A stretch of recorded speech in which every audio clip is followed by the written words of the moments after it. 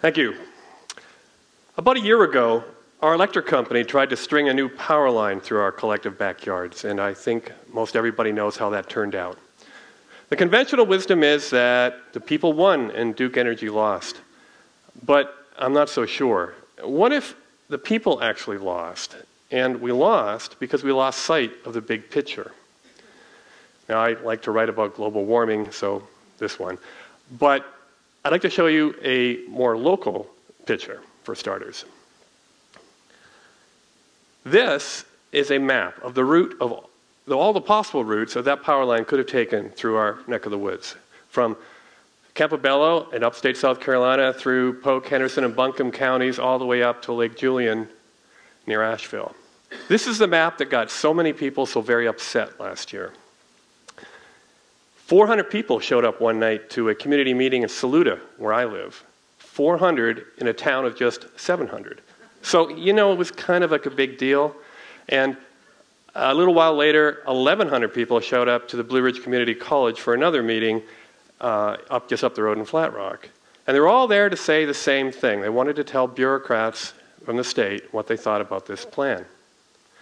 Now, I got caught up in that plan. I don't make any apologies for it. I believed then, and I still do, that building 190-foot tall power lines in our part of the world isn't a very good idea.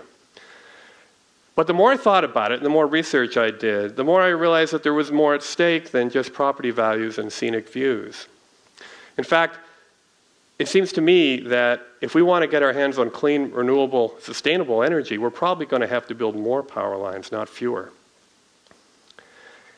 And there's a very detailed scientific vision for how we can bring that about, and I'll get to it in a few minutes. But first, I just want to talk about why the path we're on now is probably the wrong one. The late Carl Sagan wrote that we live in a society absolutely dependent on science and technology, and yet we've cleverly arranged things so that no one understands science and technology.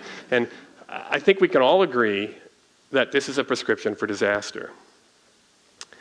Now, how we generate power and how we distribute it are fundamentally scientific and technological questions. So let's see if we can find some answers to those questions. That power line route was part of a bigger plan, the Foothills Modernization Plan, that still calls for the retirement of this coal-fired plant up at Lake Julian and replacing it with a pair of natural gas turbines.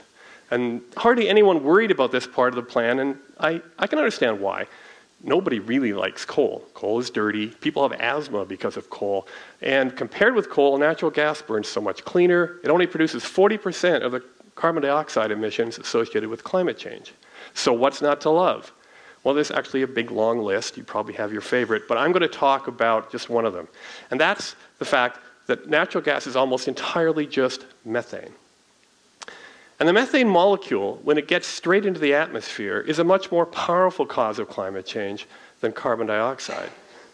How much more powerful depends on the time frame you're talking about, because methane degrades into carbon dioxide over time. But over the short term, say the next 20 years, methane is 86 times as powerful as carbon dioxide.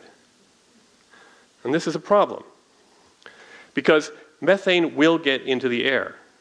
It's going to leak from the wellheads during drilling, and it's going to leak from the pipelines, or the thousands of miles of pipelines that run from the wells to the power plants. Now, an important question is how much is going to leak? And the unfortunate truth is we don't really know, mostly because industry isn't telling us. But scientists have tried. They've looked from satellites and looked on the ground, and they've come up with a range of estimates. They run from about 1% up there at the top to 9% at the bottom. It's a pretty wide range, but let's be generous to industry when we try to compare the climate costs of burning natural gas with burning coal, and we'll choose the least disastrous one, the 1%. So to do that, you have to take all of the carbon dioxide coming out of the smokestacks, and you add to it all the methane that's leaking out from the wells and the pipelines. And when you do that, it turns out the natural gas is actually more powerful climate change cause than coal, about 25% more. So again, this is a problem. The industry says, yeah, but we can get those methane leakages rates really we can cut them down a lot just by tightening up on the leaks, doing a lot of patchwork. And they're probably right. They could. But there's two things wrong with this. First of all, we've been burning natural gas for 200 years now as a fuel. So I don't know if industry is going to get around to making all those patches in the next 20. And even if we could, even if industry could get it down by a factor of 10 to 0.1%, natural gas is about half as bad for the climate as coal. And that sounds good, but not really. We can't afford to cut our emissions at half. We have to cut them to zero, and fast. Climate change is not a vision of the future. Climate change is already here. There was a forest fire in Alberta that shut down the oil fields there this past summer. It was the most costly natural disaster in Canada's history. On the other side of the planet, a third of the Great Barrier Reef is dead or dying. And just a few weeks ago in Kuwait, it got up to 129.2 degrees Fahrenheit. Now, that's crazy hot, even for Kuwait. Now, this is September, so we haven't completed the year, but 2016 will go down in history as the warmest year on record, just like 2015 did, and 2014 before that. So we really aren't in a position to drag our heels on this. Natural gas is not a clean energy bridge to the future. It's a bridge to nowhere. And yet, the official plan for North Carolina's energy grid for the next 13 years calls for 90% of all the new added capacity to come from natural gas. 90%. This is why the road we're on is the wrong one. So, natural gas isn't the answer.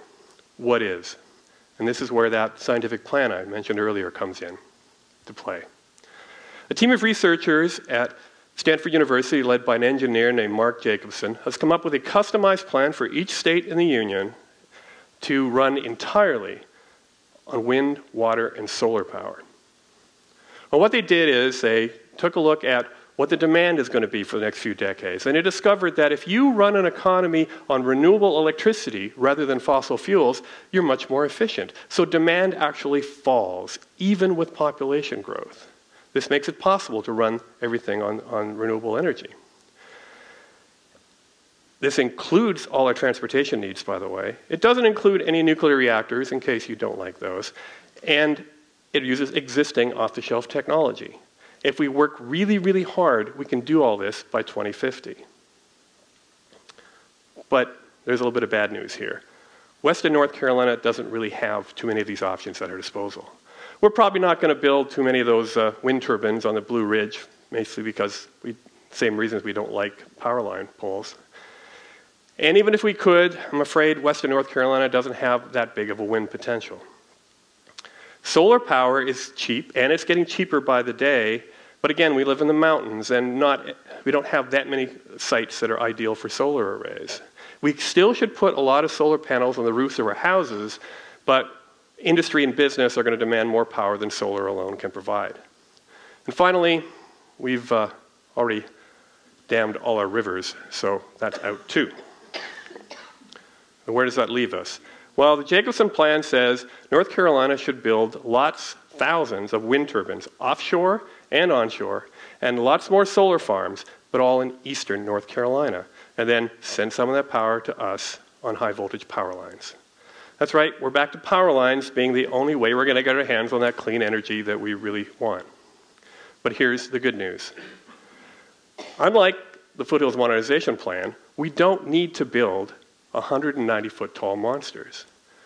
That's yesterday's technology. Instead, we can build 50-foot tall, low-profile, state-of-the-art compact power pylons. Now, they're going to cost a little bit more, about 25%, but because they're so small, they can run on existing rights-of-ways. So they're far less disruptive to the communities that generate the power, to the communities that have to import it like us, and everybody in between. And you can apply this formula to anywhere in the country that finds itself a bit short on the renewable energy. So, if we're really serious about getting off of fossil fuels, and I think we should be, and we want to keep this planet habitable, we've got to stop opposing every new power line that comes along and start demanding smarter ones. And I think that the lesson of last year's community mobilization against the Foothills Plan was that we do have the power to do that. Thank you.